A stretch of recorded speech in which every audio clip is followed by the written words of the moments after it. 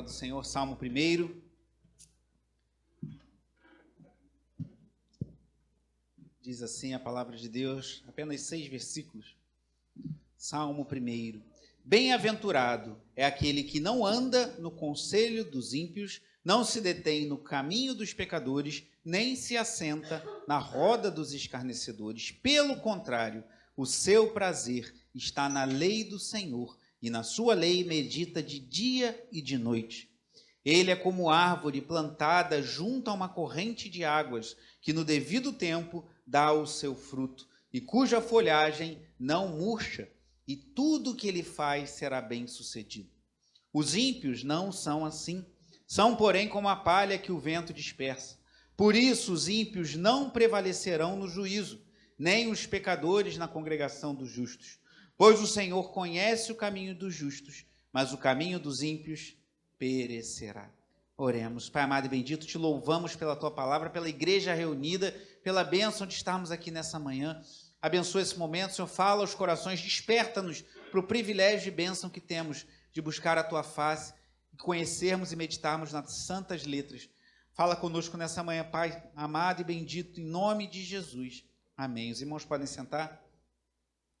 Ontem aqui no culto de consagração, eu compartilhava brevemente com os irmãos sobre a minha vivência profissional, né, que eu comecei a trabalhar com 17 anos, tem quase 30 anos, e comecei como estagiário de técnico em edificações, lá que eu fiz o curso técnico no Cefet, e aí, o Bruno conhece, não fez edificações, mas conhece, e aí trabalhei em algumas empresas de engenharia, trabalhei em empresa de arquitetura, aí depois trabalhei numa empresa que fazia projetos para Petrobras e para Vale. Depois fiquei 5 anos trabalhando na Transpetro, que é uma empresa até conversava com o Marcelo, né, Marcelo? Uma empresa da Petrobras, uma subsidiária da parte de transportes. E aí, nesse meio tempo, eu comecei com 17 anos, com 21 eu comecei a tocar, já tocava, aí com os 21 anos eu comecei a atuar profissionalmente como músico, e fiquei 3 anos como músico profissional, e toquei na noite, o tipo de música que você pensar, eu toquei, e em tudo quanto é lugar, viajei para o Nordeste para tocar, toquei aqui em Angra dos Reis, no Rio de Janeiro, e aí depois voltei a trabalhar com engenharia, aí foi quando o Senhor me alcançou, cheguei à igreja, aí parei de atuar profissionalmente como músico, só coisas bem pontuais, e fiquei trabalhando mais com engenharia. Então, eu tenho uma história profissional, e aí entrando na igreja, comecei a estudar teologia, fiz o seminário da denominação, depois, em 2019, entrei no seminário Martin Butzer, lá em São José dos Campos, aí fiz mais 3 anos e meio de seminário.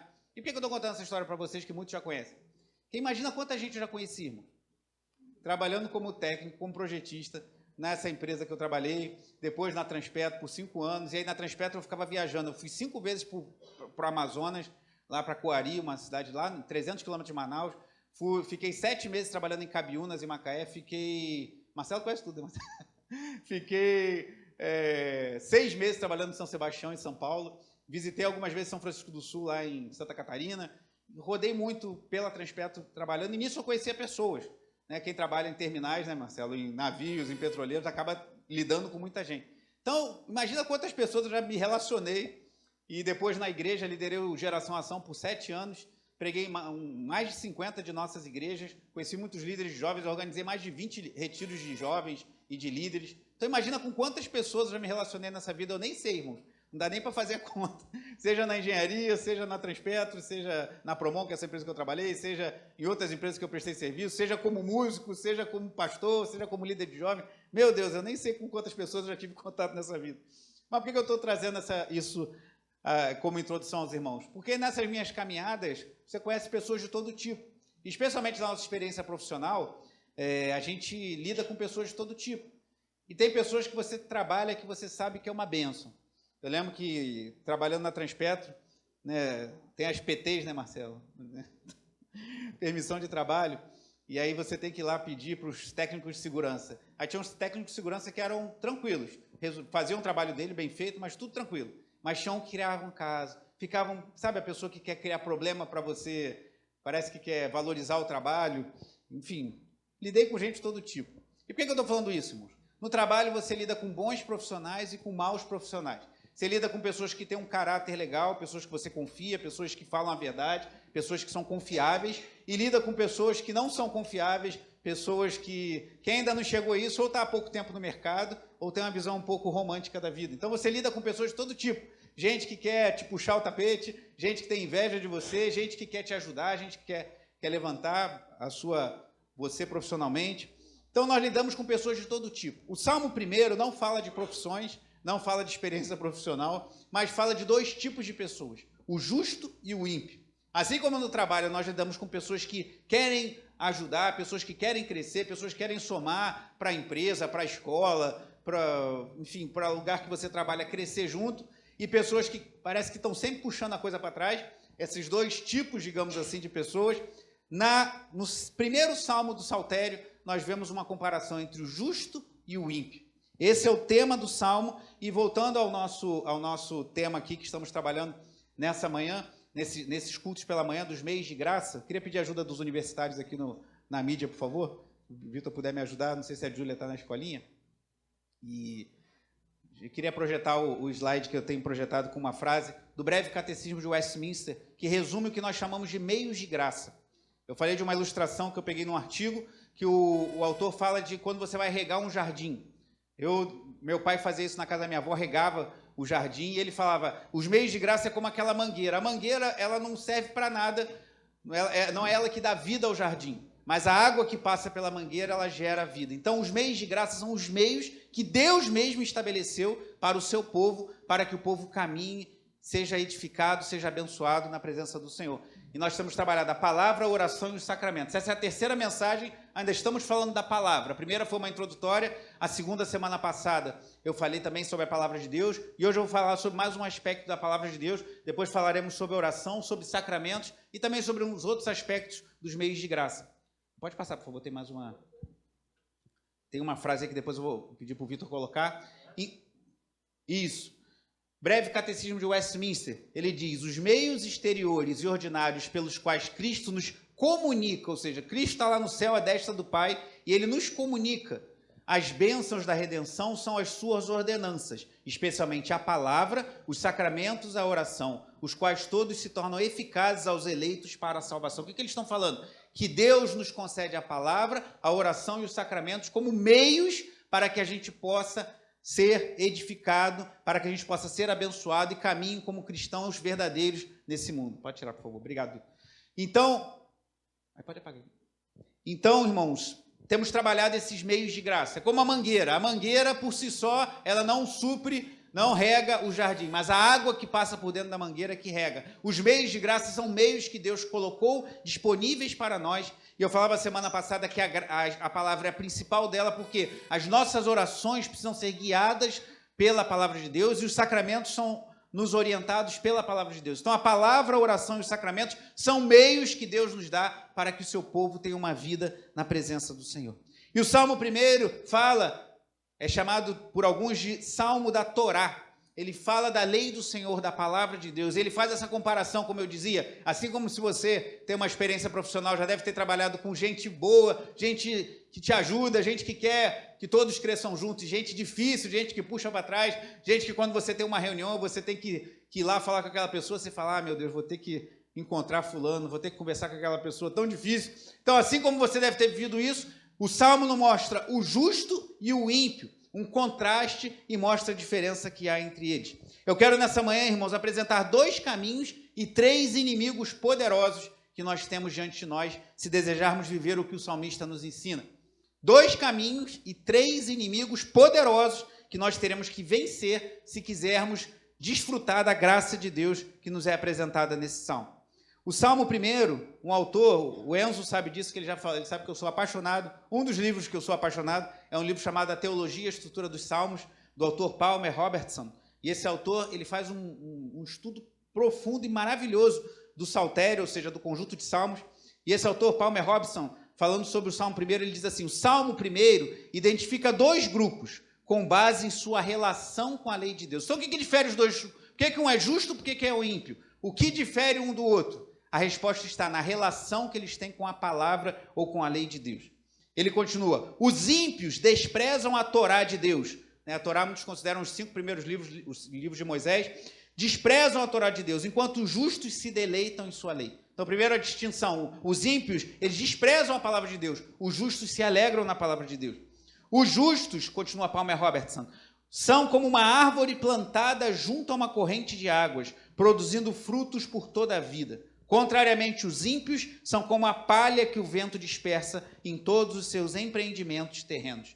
No fim, os ímpios perecerão e serão excluídos da Assembleia do povo de Deus. Os justos, porém, serão defendidos pelo Senhor, que os conhece e ama. Então essa é a diferença. O justo é aquele, eu gostei muito dessa frase, o justo é aquele que ama e se identifica com a palavra de Deus. E o ímpio é aquele que despreza a palavra de Deus. Qual o caminho você decide andar nessa manhã? 2 caminhos e 3 inimigos poderosos que eu quero apresentar aos irmãos nessa manhã. Vamos ao texto. Salmo 1, diz assim no versículo 1, bem-aventurado, feliz é aquele que não anda no conselho dos ímpios, não se detém no caminho dos pecadores, nem se assenta na roda dos escarnecedores. Irmãos, esse salmo foi colocado aqui não de forma aleatória. O primeiro salmo e o segundo salmo, eles fazem uma espécie de introdução de todo o saltério. É um salmo da lei, o salmo 1, e um salmo messiânico, que é o salmo 2, que inclusive é citado no Novo Testamento falando de Jesus. Então ele fala da lei do Senhor e do Messias esperado por eles, que nós sabemos que já veio, que é Jesus Cristo. Então, primeiro ele começa o livro de Salmos, o livro de oração da Bíblia, em que nós temos 150 orações apresentadas diante de nós. Ele começa esse livro com um caminho negativo. O bem-aventurado é aquele que não anda, não se detém e não se assenta. E há uma clara progressão aqui, irmãos, porque isso aqui é muito claro. Calvino fala isso no seu comentário desse salmo. Você começa primeiro ouvindo o conselho dos ímpios. Depois, quando você se vê, você está no caminho dos pecadores. E no fim você está sentado à roda dos escarnecedores. Você percebe a progressão? Dificilmente, irmãos, alguém, às vezes as pessoas falam, cadê fulano, saiu da igreja? Aí tem pessoas que às vezes mudam de localidade. Tivemos algumas famílias esse ano que mudaram, foram morar em outros estados, em outros lugares, até em outros países, né, como Paulo e Joana foram morar em Portugal. Mas às vezes tem pessoas que mudam de igreja, mas às vezes a pessoa se desvia, se afasta da presença do Senhor. E pode acontecer da pessoa estar bem firme e se afastar de uma hora para outra, mas normalmente o que acontece é que a pessoa vai se afastando aos pouquinhos. Às vezes você na igreja não sabe. Às vezes você vê a pessoa lá domingo após domingo e a pessoa começa a vir um pouquinho menos, começa a participar menos das atividades da igreja, começa a ter menos vigor para as coisas de Deus, porque às vezes ela está ouvindo só os conselhos. Dos conselhos a pessoa começa a andar no caminho para por fim sentar na roda dos escarnecedores. Quantas pessoas, como eu falei, né, nessa minha caminhada de tantos anos, inclusive na igreja, trabalhando com liderança de jovens muito tempo, e com outras atividades na igreja da freguesia, quantas pessoas eu vi que estavam na igreja, estavam firmes e começaram a dar ouvido aos conselhos dos ímpios, começaram sutilmente a andar no caminho dos pecadores e daqui a pouco se assentaram na roda dos escarnecedores. Esse é o caminho dos ímpios. Então cuidado, meu irmão. Cuidado com o que entra pelos seus ouvidos, pelos seus olhos. Cuidado com que você, com aquela frase tão utilizada, isso aí não tem nada a ver. Tem coisas que não tem nada a ver, mas tem coisas que tem a ver. Cuidado com o seu coração. Porque às vezes alguém disse, né, um passarinho, ele não faz um ninho na sua cabeça de uma hora para outra. Ele primeiro fica rodando, e se você ficar parado, ele vai fazer um ninho na sua cabeça. Então cuidado com seus pensamentos, cuidado com o seu coração, porque os conselhos entram, dos conselhos vem o caminho, e do caminho vem a roda que leva ao caminho da destruição. Então o Salmo começa com uma negativa. O justo, ele não ouve, não anda no conselho, não se detém no caminho dos pecadores, nem se assenta na roda. Mas então o que ele faz? O versículo 2 nos responde. Pelo contrário, o seu prazer está na... Leia comigo o versículo 2 todo em voz alta. Pelo contrário, o seu prazer está na lei do Senhor, e na sua lei medita de dia e de noite. Curioso que assim como foi cantado pelo diácono Marcos no louvor, ele falou da alegria da tua presença. O salmista poderia simplesmente dizer, o justo não anda no conselho dos ímpios, não se detém no caminho dos pecadores, nem se assenta na roda dos escarnecedores. Ele não faz essas coisas. E de fato, o justo não faz essas coisas. Mas ele vai mais profundo, ele vai no coração. Então ele não é simplesmente você deixar de fazer coisas, deixar de se assentar na roda de escarnecedores, deixar de ouvir os conselhos e andar no caminho dos pecadores, mas algo mais profundo. Ele fala que é um prazer que o justo tem na lei de Deus. E nessa lei medita de dia e de noite. E essa segunda parte do versículo 2 é o coração do que eu quero compartilhar com os irmãos nessa manhã. Pois o salmista aqui, ele não diz simplesmente que o justo não faz aquelas coisas e tem prazer na lei do Senhor, mas diz que ela medita de dia e de noite. O que é meditar, irmão? O que é meditar na palavra de Deus? Muitos confundem meditação, que na nossa cultura a meditação é esotérica, né, ligada ao espiritismo, ligada ao misticismo, que é um exercício espiritual não cristão de você se esvaziar cada vez mais das coisas da sua mente para encontrar uma paz, chegar ao nirvana, aquelas coisas lá de religiões orientais. Talvez eu já li um pouco sobre isso, talvez você conheça. Essa não é a meditação cristã.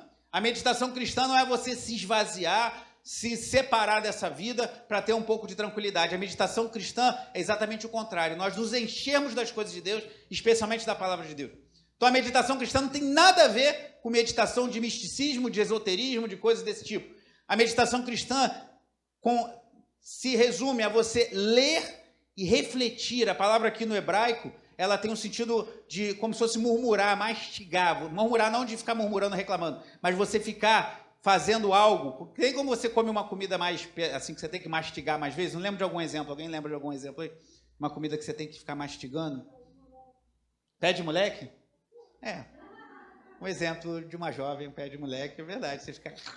eu tenho um melhor ainda, que eu acho que de pé de moleque, que eu gosto muito, mas eu não como muito, porque eu não tenho mais idade para isso, que é o quebra-queixo, né?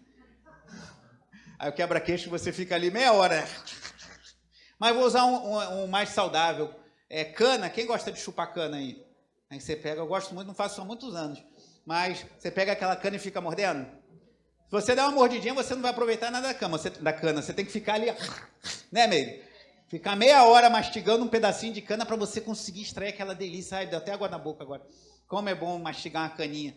Então, o meditar na palavra de Deus assemelha-se a você mastigar a cana. Você tem que ficar mastigando,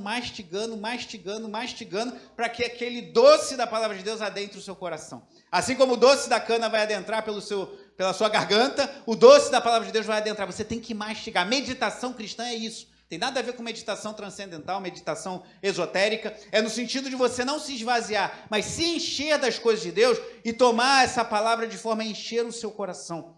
E ele diz que o bem-aventurado, que não anda no conselho, não se detém no caminho, nem se assenta na roda dos ímpios, ele tem prazer na lei do Senhor e nela medita de dia e de noite. Curioso que ele não fala nela, ele lê dia e de noite. Até porque não é possível, irmãos, você passar o dia inteiro lendo a Bíblia. Você precisa dormir, você precisa cozinhar, você precisa trabalhar, você precisa lavar a sua casa, precisa varrer, precisa cuidar das crianças. Cada um tem as suas atividades. Mas o meditar vai mais no fundo. Lembra do que cantamos semana passada? A tua palavra guardei no meu coração para não pecar contra ti. Salmo 119. Quando a palavra de Deus a gente medita e ela entra no nosso coração, a gente pode meditar nela dia e noite. Nós temos um benefício, temos muitos inimigos contra a nossa fé e contra a nossa devoção, mas temos alguns benefícios. Esse celular pode ser um inimigo, mas pode ser um benefício. Você pode ouvir louvores ao longo do seu dia baseados na palavra de Deus que vão ajudar você a meditar na palavra. Boas pregações que vão ajudar você a meditar na palavra de Deus. Inclusive, eu vou sugerir aos irmãos fazer uma prática que a irmã Fátima tem. A gente sempre posta as pregações da igreja no grupo de WhatsApp. Compartilhe com alguém. O irmão, um diácono pregou lá na igreja semana passada, o diácono Giovanni pregou à noite sobre 1 Tessalonicenses. Olha, o irmão da igreja pregou, o diácono Giovanni. Ouça essa palavra, vai edificar a sua vida. Uma pregação, essa série que tenho feito, envie para alguém, tem esse hábito. Não é muito longo não, 30 minutos, 40 minutos. Ouça que eu creio que vai edificar a sua vida. Compartilhe a palavra de Deus. E medite na palavra de Deus. Ouça boas mensagens, ouça bons louvores. É uma forma da palavra de Deus estar sempre alimentando o seu coração. E assim como falei semana passada, irmãos, muitos cristãos hoje estão frágeis na fé, estão patinando na sua vida com Deus, estão vulneráveis às investidas de Satanás porque não leem, não meditam, não conhecem a palavra de Deus. Não oram. Se a gente não orar, falarei nas próximas mensagens sobre oração. Como a gente vai permanecer, irmão? Se a gente não estiver na comunhão com os santos, então não despreze os meios que o próprio Senhor disponibilizou para nós, a palavra, a oração, a comunhão, falarei sobre isso mais à frente também. Mas ele tem prazer na lei do Senhor e medita nela. Um exercício que eu quero sugerir aos irmãos, nosso plano de leitura, demos uma parada na leitura de Salmos, lemos Jó, aí estamos retornando agora à leitura dos Salmos, um exercício chamado leitura orante dos Salmos. Nesse segundo seminário que eu fiz, o Martin Butzer, todo início de aula a gente tinha esse exercício. Era lido um salmo 3 vezes. li aquele salmo uma vez, ou se for um salmo muito extenso, estamos lendo o Salmo 78, ele é muito grande, então foi dividido em porções. Ou então uma porção de um salmo maior é lido uma vez, por exemplo, o salmo primeiro é um salmo muito curtinho, dá para fazer isso. Você lê o salmo primeiro uma vez e fica meditando, refletindo no que você leu. Aí li uma segunda vez, dava mais um tempo para você refletir. Depois da terceira leitura, alguém orava e começava a aula. Essa é uma prática chamada de leitura orante, uma prática antiga da igreja, que infelizmente a igreja contemporânea despreza, perdeu. O que eu fazia lá no seminário? Eu dividia o salmo mais ou menos na metade. A primeira leitura, alguém fazia a leitura toda, e naquele silêncio eu ficava meditando na primeira metade do salmo. Aí na segunda leitura eu acompanhava a leitura e ficava meditando na segunda metade do salmo. Aí na terceira leitura eu lia todo e alguém orava baseado no salmo. Tem essa prática. Talvez você nunca tenha feito isso. Talvez você até leia a Bíblia, mas sempre correndo, sempre passando. E é bom você ler a Bíblia, e tem horas que você tem que ler mais corrido, senão você não vai acabar de ler a Bíblia nunca. Mas tem a prática de meditar na palavra de Deus. Olha a bem-aventurança que há, seu prazer está na lei do Senhor e na sua lei medita de dia e de noite. Essa semana eu testemunhava ontem no jejum, eu fazendo a leitura bíblica de nossa igreja, lendo o Salmo 77 de madrugada, irmãos, eu fui tão abençoado, quando ele fala, recorde dos feitos do Senhor no passado. Eu falei, Deus, tu já operaste tantas maravilhas no teu povo no passado e na minha vida. Quantos testemunhos eu tenho do que Deus fez na minha vida? Quantas vezes eu vi Deus agindo claramente na minha vida, na vida da minha família? Inúmeras vezes. E o salmista, no Salmo 77, ele está muito angustiado. E ele pede ao Senhor, Senhor, recorda-me das coisas que fizeste no passado. Então, eu fazendo a leitura numa madrugada de um salmo que está no nosso plano de leitura, Deus falou poderosamente ao meu coração, faça isso, irmão. Leia não só os salmos, mas outras porções das Escrituras. Aprenda sobre isso. É um livro de um autor, um mártir da fé do século passado, Dietrich Bonhoeffer, que foi morto pela Alemanha nazista, que fala sobre leitura orante nos salmos. Adquira boas literaturas, ore, aprenda a ler o salmo, apropriar-se da palavra de Deus e orar o que está ali. Então, meditar tem a ver com isso. É mais do que ler. Ler é importante. Nem sempre você vai poder meditar, senão, como eu disse, você não vai acabar a leitura da Bíblia nunca. Tem momentos que você vai ler de forma mais corrida e tem horas que você vai ler de forma mais detida. Então, leia a palavra de Deus, medite no que está ali, guarde no seu coração. E ele continua falando do justo no versículo 3. Ele é como árvore plantada junto a uma corrente de águas, que no devido tempo dá o seu fruto, e cuja folhagem não murcha, e tudo que ele faz será bem sucedido. A imagem é poderosa, especialmente para o povo daquela época, que era de uma cultura rural. Uma árvore na beira de um riacho, na beira de um ribeiro, e com as águas passando e alimentando as raízes daquela água de contínuo. Quando nós nos alimentamos da palavra de Deus, temos prazer na lei de Deus, meditamos na palavra de Deus, as águas do Senhor estão sempre nos suprindo, irmão. E a gente dá fruta, a folhagem não murcha. Olha que imagem poderosa que Deus faz do justo. Mas no versículo 4 há o contraste. Lembra que eu falei que são dois caminhos que eu queria propor aos irmãos nessa manhã? Versículo 4, os ímpios, o que está escrito aí?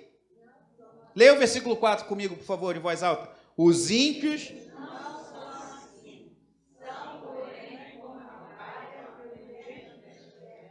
Alguém sabe por que essa história da palha? Já falei isso aqui, tem irmãos que têm experiência com isso. Quem veio mais do interior, né? Sabe como é que é.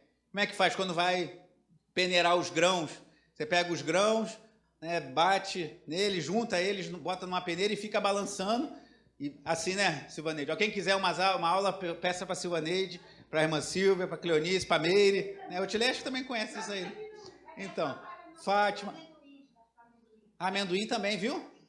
Já tem a dica de descascar amendoim. Então, o que você faz? Você bota o grão na peneira, o grão vai passando e a palha sobe. No que a palha sobe, o vento vai dispersando. Não é isso aí? E aí você vai dispersando a palha. Aí o que faz? Do lado dos grãos, faz-se um montinho de palha. E o que faz com aquela palha? Taca fogo. Essa é a comparação poderosa que a palavra de Deus faz entre o justo e o ímpio. O justo, quem é? Recordando o que falei no início, é aquele que medita na palavra de Deus, é aquele que leva a sério a palavra de Deus, é aquele que tem prazer na lei de Deus, medita nela dia e noite. Um autor fazendo uma comparação que ele fala, dia seria os dias de alegria e noite os dias de tribulação. Eu não gosto muito dessas abordagens alegóricas, mas é uma abordagem interessante. Você tem prazer na lei de Deus nos momentos de alegria e tem prazer na lei de Deus, ela te supre, pois é como águas que suprem uma árvore nos momentos de dificuldade. Os ímpios não, eles são como a palha. O que eles fazem não fica, passa e é levado para o fogo. Versículo 5. Por isso, os ímpios não prevalecerão no juízo, nem os pecadores na congregação dos justos, pois o Senhor conhece o caminho dos ímpios, dos justos, mas o caminho dos ímpios perecerá. Irmãos, eles são como palha. Aquele que ama a lei do Senhor, tem prazer na lei do Senhor, medita na lei do Senhor, ele é como uma árvore que dá frutos, dá folhagem e tem ribeiros alimentando nutrindo aquela árvore. Os ímpios são como a palha, que nada mais servem para serem acumulados e queimados. Mas eu queria chamar a atenção especialmente para o versículo 6, pois diz o quê? O Senhor, o que está escrito aí? Pois o Senhor conhece o caminho do justo. Deus conhece o caminho, irmãos. Aí talvez você fale assim, mas eu medito que nem eu falei, né? Às vezes de madrugada é que eu estou lendo a Bíblia. Às vezes de manhã cedo ninguém está vendo. Às vezes eu estou meditando, vou fazer essa leitura orante. Tudo bem, vou pegar os salmos do nosso plano de leitura e vou ler aquela porção, vou separar uns 20 minutinhos do meu dia e vou ler, vou parar um pouquinho, vou refletir no que eu li. Depois vou ler de novo, vou refletir mais um pouquinho, depois vou ler de novo, depois vou orar, procurando orar em cima do que aquele salmo diz. Vou fazer isso, mas ninguém vai ver, ninguém sabe. Mas Deus conhece. Deus conhece o caminho dos justos, não precisa ninguém ver. Não precisa ninguém saber que você está lendo a Bíblia, que você está orando, que você está meditando. Claro, algumas vezes você pode falar e até edificar, abençoar a vida de um irmão, de uma irmã, mas Deus conhece, o salmista fala isso, o Senhor conhece o caminho dos justos. Isso já deveria nos bastar, para a gente amar a palavra de Deus, a gente ler a palavra de Deus. Mas eu não vou dar aula na escola dominical, eu não vou pregar. Mas, amados, é para alimentar a nossa alma, e Deus conhece. Mas eu falei para vocês que eu ia falar de dois caminhos, o caminho dos justos e o caminho dos ímpios que leva à destruição. E 3 inimigos poderosos para concluir essa mensagem. 3 desafios, irmãos. Se você topar o desafio essa noite, nessa manhã, de meditar na palavra de Deus, de se lançar o exercício de ler a Bíblia de forma mais detida, de trazer essa palavra para o coração, de não só ler, mas meditar. E como eu falei, é você conseguir extrair, como se você estivesse mascando aquela cana, e extrair tudo que você pode extrair ali da palavra de Deus naquele momento. Você vai ter 3 desafios, 3 inimigos poderosos. E isso veio ao meu coração enquanto eu estava orando. Eu queria que você refletisse nisso. Um desafio natural, um desafio cultural e um desafio espiritual. Primeiro, um desafio natural. Há na teologia reformada um acróstico chamado TULIP. E a primeira letra, o T, é de depravação total, que está em inglês. Por isso que está ao contrário. Depravação total, o que significa isso? Significa que o pecado feriu a humanidade, não a ponto de sermos tão maus como poderíamos ser, mas em todas as áreas da nossa vida. Então, todos nós fomos afligidos pelo pecado, irmãos. Pelo pecado lá de Adão e Eva, já nascemos em pecado e afeta todas as áreas da nossa vida. Então, há um desafio natural, porque nós muitas vezes não nos inclinamos para Deus. O pastor Jonas Madureira usa a imagem de um homem com um arco e uma flecha, que ele dispara uma flecha rumo ao alvo, mas há um vento que desvia aquela flecha. A flecha somos nós, o alvo é a vontade de Deus, e o vento são as inclinações do pecado que nos desviam da vontade de Deus. Então, nós já temos um desafio natural. De repente você sai daqui essa manhã, eu preciso ler mais a Bíblia, eu vou fazer o plano de leitura que eu não estou fazendo, ou então vou botar em dia e vou ler a palavra de Deus, vou meditar na palavra de Deus, mas você vai ter que enfrentar a sua natureza pecaminosa, como eu também tenho que enfrentar a minha. Às vezes você vai estar lendo a Bíblia, seu pensamento vai voar. Às vezes você não vai estar com vontade, você vai ter que se esforçar. Então, o primeiro inimigo poderoso que temos que inventar é o inimigo natural, somos nós mesmos, irmão. A nossa tendência a não se apegar à palavra de Deus. O segundo inimigo poderoso que você vai ter que enfrentar, se você quiser meditar e crescer na palavra de Deus, é um inimigo cultural. Pois, infelizmente, vivemos numa cultura que pouco lê, pouco reflete e nada medita. Não somos uma cultura da leitura, irmãos. E não pense que isso não é diferente na igreja. As pessoas não leem, não têm o hábito de ler. E Deus nos deu um livro. Então, se Deus nos deu um livro, Ele quer que nós leiamos. E se a gente não tem o hábito de ler, se a gente não tem o prazer na leitura, por que acha que com a Bíblia vai ser diferente? E a nossa cultura não lê, não reflete. E aqueles que leem e refletem, muitas vezes não absorvem o que leem. O irmão Nelson me passou um vídeo de um italiano, um professor, que eu já tinha visto um material sobre esse professor, você pode pesquisar o material com ele, e ele fala como a nossa cultura tem feito as pessoas superficiais, e não temos mais alunos, como é que é? Tem alunos, mas não estudantes, não é isso? As pessoas só aprendem para passar, e não absorvem nada. O próprio Nelson, ele ministra aula a residentes lá no INTO, né, Nelson? E ele fala que os alunos têm chegado cada vez mais despreparados. Ele falava comigo, eu tenho que ficar meia hora ensinando o que eles já deveriam saber para entrar no assunto que eu deveria ensinar a eles. Nós somos uma geração despreparada. Nós fomos formatados, com perdão da expressão, para sermos imbecis, para não pensarmos, para não refletirmos. Isso afeta a nossa espiritualidade. Então há um inimigo cultural, irmãos. Você vai ter que vencer a tendência da nossa cultura, e a cultura brasileira é complicada. Esse seminário que eu fiz, o Martin Butzer, a gente, quando começou a fazer, a gente tinha que fazer, acho que por semestre, eram mais ou menos 2.500 páginas de leitura. E o pessoal começou a reclamar, é muita coisa, 2.500 páginas para ler ao longo de 3, 4 meses, é muita leitura, que não sei o quê. Aí a esposa do diretor, a Marilene, esposa do Franklin Ferreira, falou, gente, quando a gente trouxe o seminário da Alemanha, a gente teve que diminuir a carga de leitura. Lá na Alemanha a leitura é muito maior, mas eu falei que aqui no Brasil era inviável ser o que tinha lá na Alemanha, que o povo não ia ler. E está falando de seminarista. Pessoas estão se preparando para ser pastores, um seminário conceituado, um seminário difícil, que a gente estudou hebraico, estudamos grego, estudamos livros imensos, e ainda lá é dificuldade, a nossa cultura é complicada. Se você não romper com a cultura brasileira, você não vai ler e não vai aprender a Bíblia. Ou vai ler, mas não vai entender nada. Por isso que a igreja está fazendo esse esforço de dar aula na escola dominical. Fique hoje conosco, mais um pouquinho após o culto.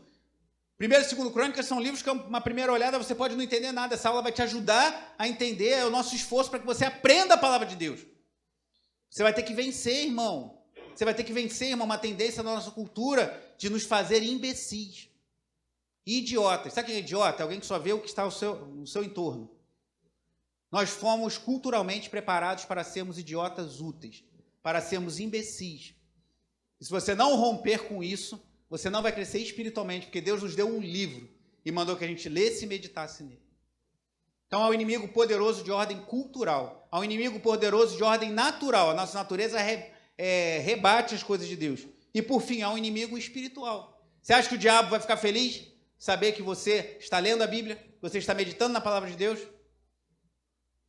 Então, são 3 inimigos poderosos que não querem que você leia a Bíblia. A sua própria carne, a minha própria carne, a cultura na qual nós vivemos, em que fomos formatados a não valorizar a leitura, não valorizar, valoriza muito mais o jeitinho. Ah lá, fulano se deu bem na vida e nunca estudou. Todo mundo quer ter muito dinheiro. Quais são as referências? É o artista, é o jogador de futebol, que às vezes teve que trabalhar muito para chegar na posição que está, mas não precisou estudar.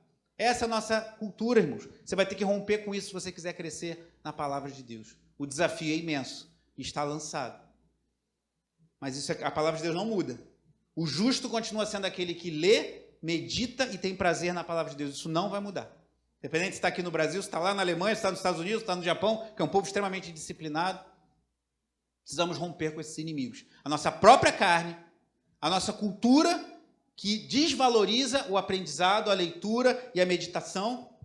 E Satanás, que não vai ficar nada feliz se você sair daqui dessa manhã decidido a ler e aprender e meditar na palavra de Deus.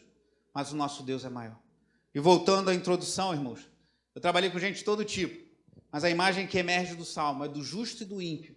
E a diferença entre eles é que um despreza a palavra de Deus e anda num caminho que desagrada ao Senhor, e o outro ama a palavra de Deus, o outro medita na palavra de Deus, tem prazer na palavra de Deus.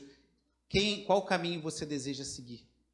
Se você desejar o caminho da sabedoria, o caminho da graça de Deus, você vai ter que enfrentar esses 3 inimigos poderosos, a sua própria natureza, a cultura na qual estamos imersos e o próprio Satanás e os demônios. Mas saiba que você vai ter um auxiliador poderoso, o próprio Espírito Santo de Deus, que habita em nós. E ele pode fortalecer para você mortificar a sua carne na hora que você não quiser ler e se dedicar à palavra de Deus. Ele pode te fazer romper essa cultura maldita que temos em nosso país, que desvaloriza o ensino, o aprendizado mais profundo, ou nem tão profundo assim. E você vai ser capacitado por Deus com a sua armadura espiritual para vencer as investidas de Satanás. Vamos orar. Os irmãos vão servir a ceia, podem vir.